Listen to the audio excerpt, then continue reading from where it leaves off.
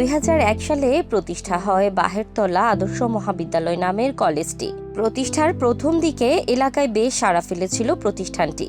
24 বছর আগে কলেজটি প্রতিষ্ঠা করা হলেও এমপিওভুক্ত না হওয়ায় কয়েক বছর আগে কলেজটির নাম পরিবর্তন করে সাবেক চিফ হুইপ নূরে আলম চৌধুরীর নামে নামকরণ করা হয়। চলতি বছর 12 জন শিক্ষার্থী কলেজ থেকে এইচএসসি পরীক্ষায় অংশগ্রহণ নেয়। পরীক্ষার ফলাফল ঘোষণার পর কলেজটিতে গিয়ে দেখা যায় ভবনে ঝুলছে তালা, ছাত্র বা শিক্ষক কেউই নেই কলেজটিতে। তবে এমপিওভুক্ত হলে কলেজটির অবস্থা বা শিক্ষার্থীদের ফলাফল হয়তো আরো ভালো হতো বলে মনে করেন স্থানীয়রা।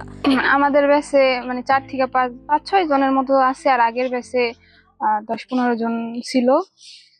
আর এমপিভুক্ত না তো, তাই স্যাররাও তেমন আসে না, ক্লাস ভালোভাবে হয় না। এজন্য আশেপাশে মানুষ ওরকম ভর্তিও হইতে চায় না। এমপিভুক্ত হলে সবচেয়ে ভালো হইতো, কারণ হলো শিক্ষকরা হয়তো একটু কষ্ট করে হয়তো বেতনটা পুরো পায় না, হয়তো পাই না মনে হয়। বেতনটা পাইলে হয়তো তারা এই করতো। কারণেই আমাদের কলেজটা আস্তে আস্তে হয়ে যেতে আছে। এখন যদি দয়া করে আমাদের কলেজটা এমপিভুক্ত হয় তাহলে আবার পূর্ণভাবে আবার জীবিত হবে।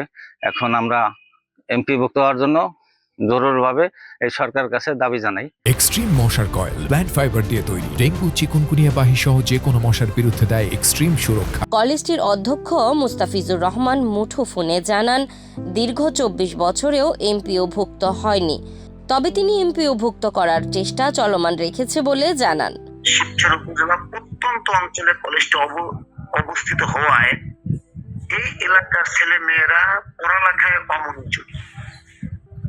এরপরও এই কলেজটা প্রতিষ্ঠিত হওয়ার কারণে যারা ঝরে পড়া, মূলত ঝরে পড়া স্টুডেন্ট গুলোই আর ম্যাক্সিমাম ঝরে পড়া নারী শিক্ষার্থীরা এখানে বেশি পড়াশোনা করার জন্য আসে।